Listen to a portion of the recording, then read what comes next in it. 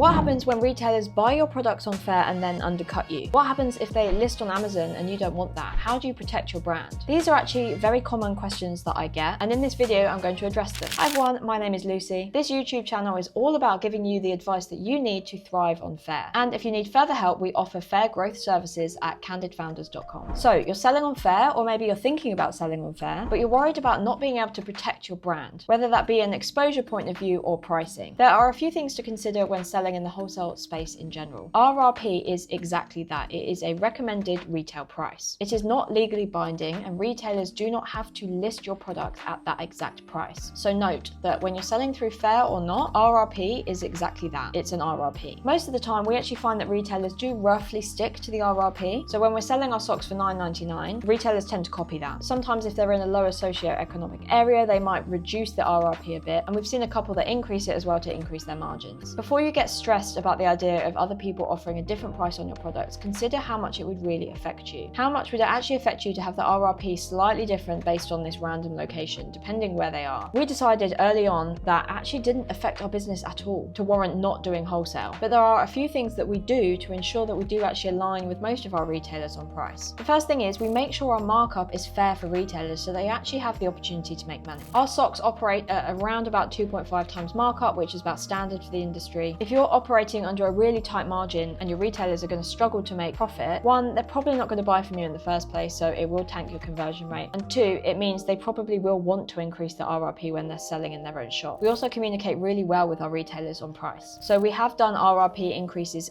in the past to help out our retailers. Some have actually found that the RRP was too high for them based on where they are and their current customer base, so they've stuck a bit lower. But we found this doesn't really affect our online sales. If you're selling to an independent boutique in the middle of nowhere, somewhere very different from where you're based, and they sell for a couple of quid lower than your RRP, will it really affect sales? I think it's something that you can test. If it's really not working for you, speak to that retailer directly to understand where they come from when they're pricing their products. If you really cannot agree and they're undercutting you by so much that it's making you uncomfortable, or it's just not working for your business and your sales, at that point you can decide to not supply to them anymore. Now, when it comes to listing on platforms like Amazon, I know a lot of brands out there don't want people buying their products and then dominating the listings on Amazon, maybe stealing their listings or undercutting them, or they simply don't want their products listed on Amazon. Faire actually state in their rules that retailers are not allowed to buy products on Faire and then list them on another marketplace. But naturally, it still does happen. So how can you protect against this? So you might have the instance where this happens and a retailer does it and they didn't realize it was against the rules. I think most people aren't reading through all the terms and conditions. And also most retailers probably don't even understand your intention of what you're doing with your brand. So if they have done that, assume it's unintentional and they didn't realize it was against the rules, and just reach out to them and have a conversation. I feel like most of the time it can be resolved just having that conversation with the retailer to explain it's against the rules, they could have their Faire account removed, and also it's not something that you want to do with your brand. If you do list on Amazon yourself, you're going to want to use Amazon Brand Registry to help protect your listings. This allows an extra level of protection from Amazon themselves, and it helps avoid counterfeit listings and ensures one source of truth for all aspects of your brand sitting on Amazon. Another way to protect yourself is to switch off the functionality you have in your Faire settings to sell to online-only retailers. So this would mean that you're only selling to retailers who have a brick and mortar store. Now, this is not a catch-all function naturally, but I feel generally if you're selling to online-only retailers, they're probably going to be the only ones that are actually wanting to list on other marketplaces, whereas a brick and mortar store, that's generally where they're going to want to be selling. So after that, the protection comes from Amazon itself and these other third-party channels. So if you have checks in place to make sure your products aren't listed where you don't want them to be, you can then report them. So I'd always say go to the retailer first to understand why they've listed, explain to them. If they don't engage, or if they ignore you, or if they refuse to remove the listings, at that point you can go through the reporting channels. I think a lot of people can get scared of selling on Faire and damaging their other channels, but remember, it is a huge marketplace and there are these things you can put in place to protect yourself and your brand. It's not perfect yet, but Faire do release new features all the time to help improve the brand experience. But yeah, I'm really interested to know if this has been a problem for any of you. We've only had one instance of someone listing on Amazon when we weren't really up for it at the time. This was a while ago where they bought our products on Faire, they started listing on Amazon. We just reached out to them to explain it wasn't part of our strategy at the time. We didn't want them listing products on Amazon. They were very open to removing them, but they had a bunch of our stock. So we actually agreed with them at the time a date for them to sell through by and then remove the listing. So it doesn't need to be as cut and dry as, oh no, I've seen someone listing online products on Amazon, report them to Amazon, report them to Faire. Maybe just start with having a conversation with them, see if you can de-escalate it yourself, and then you've also got the reporting channels to fall back on. But yeah, if you've got any experiences you'd like to share in the comments or any questions about this, please drop them in because I always get back to everyone. Do subscribe to this channel to get weekly content to help you thrive on Faire, and I'll see you in the next video.